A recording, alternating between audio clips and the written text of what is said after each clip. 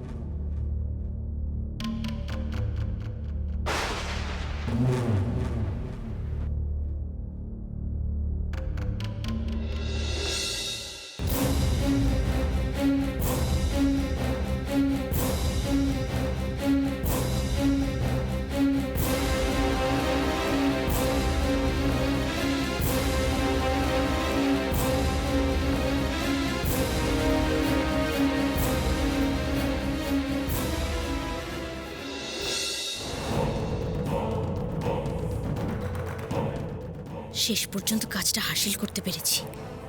এখন এগুলোকে এমন একটা জায়গায় লুকিয়ে রাখতে হবে যেখানে সহজে কারোর হাত যাবে না। কাল অপারেশন, কালকে নিশ্চয়ই এগুলোর খোঁজ পড়বে।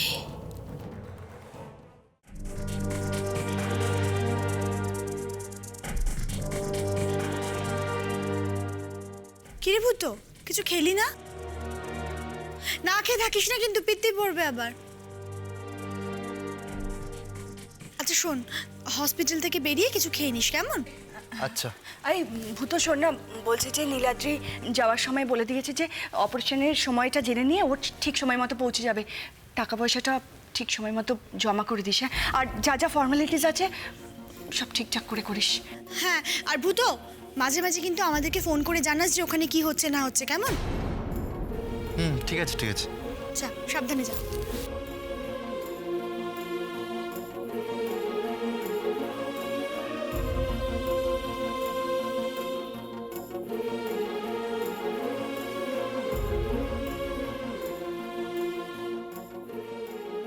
মিছরি, এই ফুলটা রাখ আর মনে মনে প্রার্থনা কর যাতে নারায়ণ ভালো হয়ে যায়।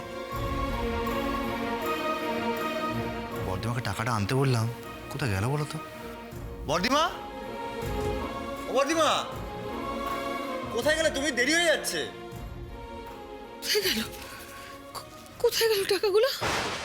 ভূত কাল আমাকে রাখতে দিল, আমি তো এখানেই এনে রাখলাম।